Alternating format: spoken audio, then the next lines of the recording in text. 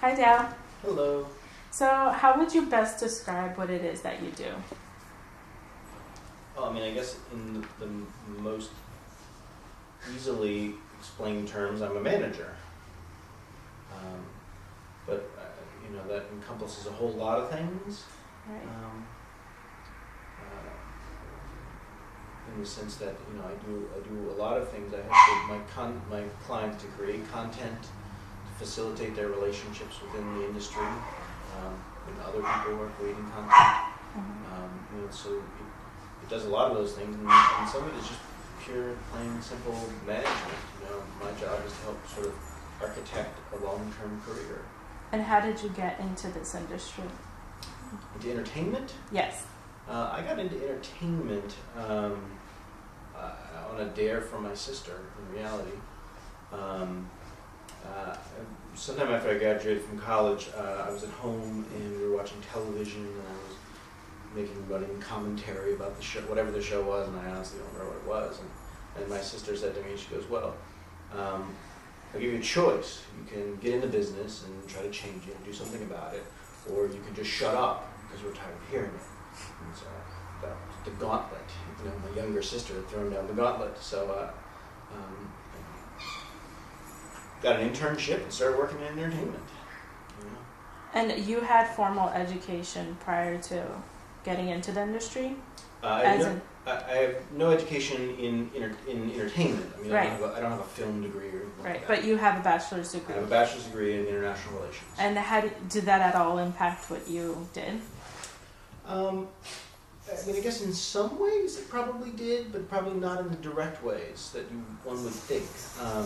I went to a liberal arts college, so it's not about training you for any particular field at all. It's about preparing you for the journey of life. It's really sort of the core of what liberal arts education is. So I had that, international relations allowed me to study economics and politics and history and foreign language and a whole bunch of different stuff, as part of a sort of macro endeavor. So I don't know that necessarily it gave me the same sort of training that one would look for if one got a degree in film, even film studies, I think. But do you even think that's important in terms of having a degree in film or whatever in order to be part of the industry? No, I don't think that's a requirement for the price of entry into the business at all is a degree. There are plenty of iconic people in entertainment who don't have degrees in film or any of that sort of stuff. I think that, like any other sort of medium of art, one can study it in the field of academia, and I think that gives probably a context to some of your work. But I don't necessarily know that makes one any more skilled at creating it than if you just went out and started creating it on your own. Right. So you started entering into the field through like the bottom as a PA, through internships. So when did you first get that real job in terms of what you wanted to do?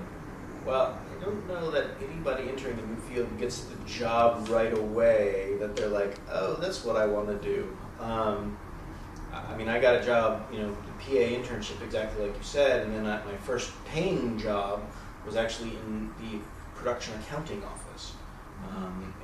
I worked in production accounting for network shows and studio motion pictures for 3 or so years.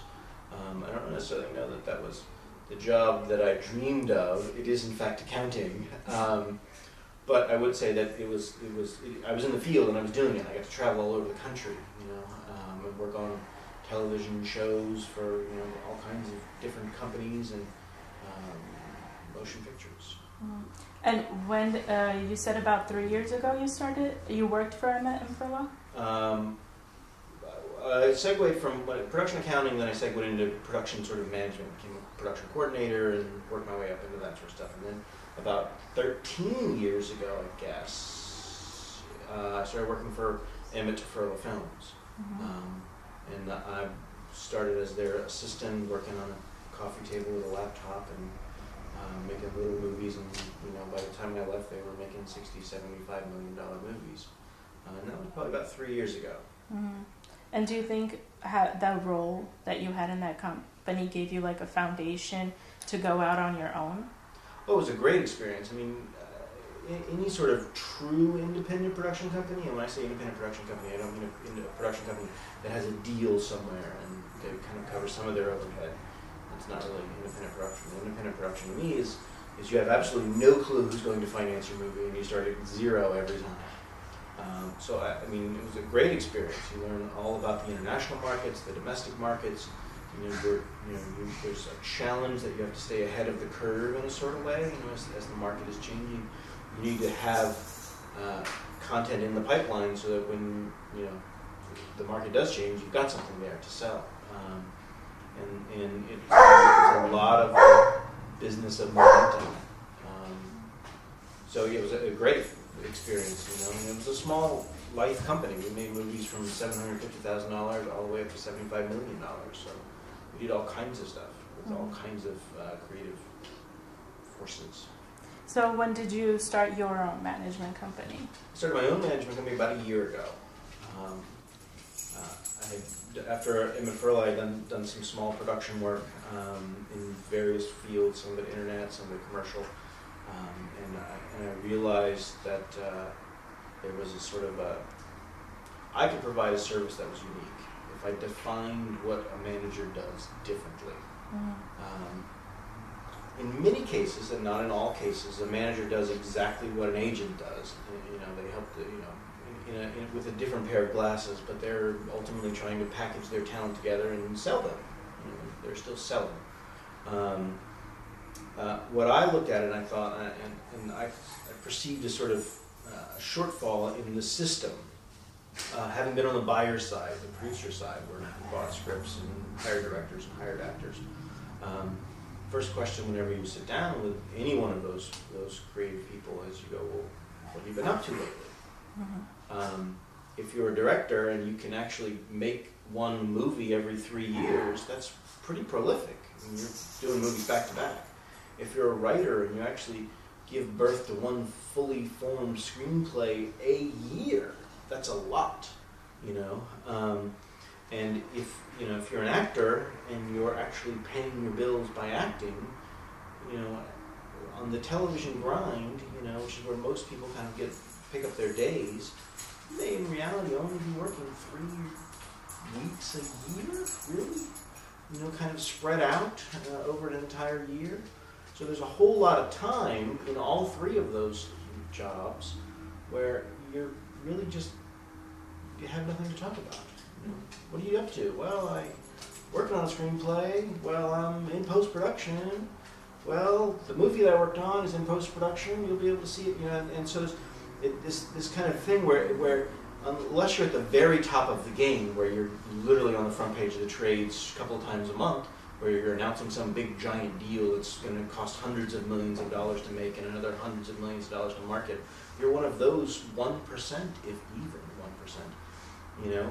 It's about, how do you establish momentum? Once you become a series regular, or once you reach a certain level as a film actor, there is a regularity to your work, although there are giant gaps in it. So what I perceive is like, well, what if we could create a scenario where part of management is creating that momentum? The technology exists that the buy-in price, if you will, to make any sort of motion picture. We're talking about a short-form motion picture. You can get it at Best Buy. You can buy the cameras at Costco. And you can make theatrical quality movies that are good enough to be screened at Sundance.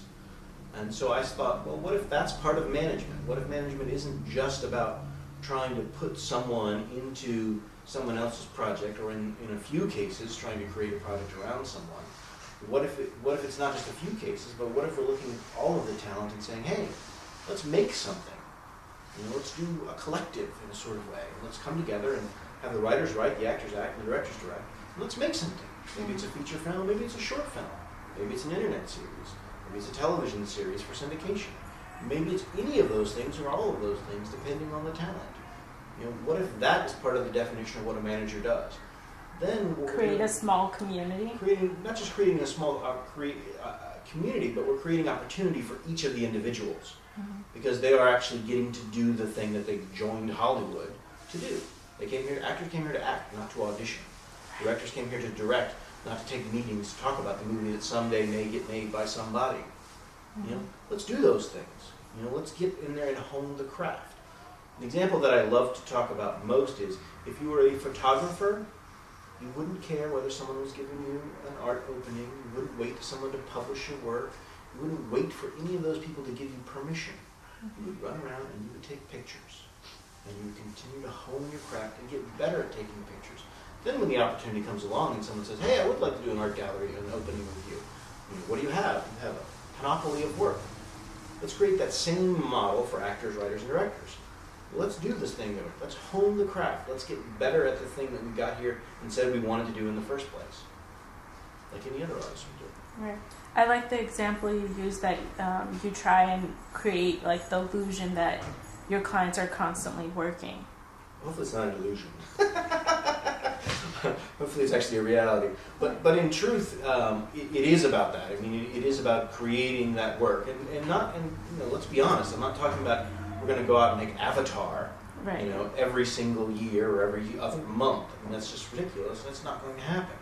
But, you know, we can do a lot of this kind of movies that independent films started being. You know, we can do some of those things that were at Sundance and now are at festivals like South by Southwest and some of those other sort of festivals that are on the up and coming now, that are interesting, that are really showcasing some unique voices.